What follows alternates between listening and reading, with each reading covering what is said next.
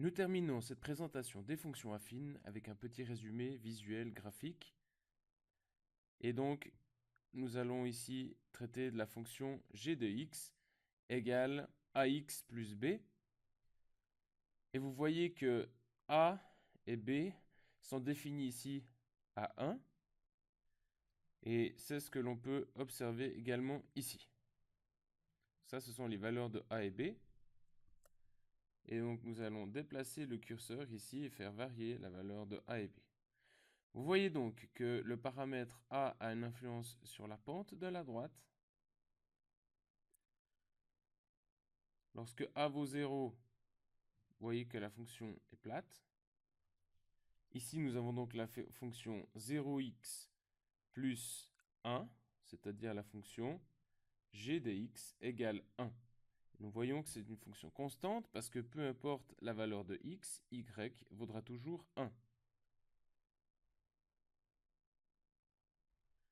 Si l'on met une pente négative, c'est-à-dire on donne une valeur négative au paramètre a, eh bien vous voyez que plus a va devenir négatif, plus la pente va devenir raide, mais en descendant. C'est-à-dire au lieu de monter, elle descend. Donc lorsque la pente est négative et que l'on se déplace de gauche à droite sur l'axe des x, eh bien on va descendre. La fonction descend quand on va de gauche à droite. Ceci est caractéristique des fonctions affines qui ont une pente négative, c'est-à-dire un paramètre a négatif. Ici, on a par exemple une pente de moins 3. On a donc affaire à la fonction g de x égale moins 3x plus 1. Qu'est-ce que ça veut dire? Ça veut dire que depuis ce point, dès que j'avance de 1, je descends de 3. 1, 2, 3, je me retrouve à ce point-là. J'avance de 1, je descends de 3. J'avance de 1, je descends de 3. Ou vice-versa, je recule de 1, je monte de 3. Je recule de 1, je monte de 3.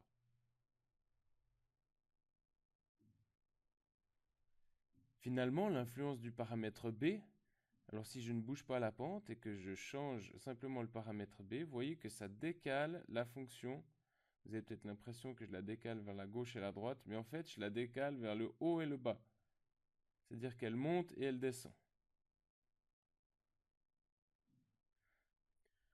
Et chose intéressante, lorsque le b vaut 2, la fonction coupe l'axe des y ici au point 0, 2. En revanche, si la fonction prend b égale moins 2, c'est-à-dire g de x égale moins 3x moins 2, eh bien la fonction va couper l'axe des y au point 0, moins 2. Donc, de manière générale, le paramètre b ici détermine l'intersection avec l'axe des y qui est toujours en 0, b.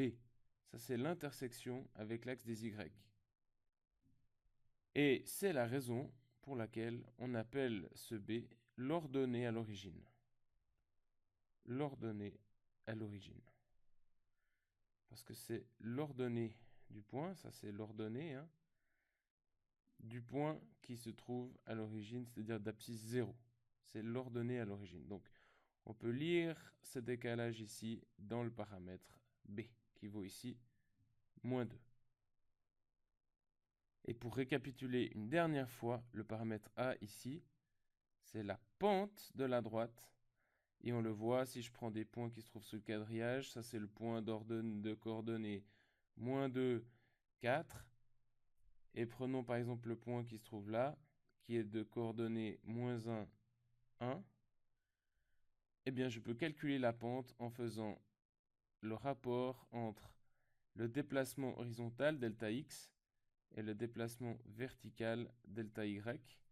Et donc, la pente, c'est égal à delta y sur delta x, toujours la dénivellation sur la distance horizontale.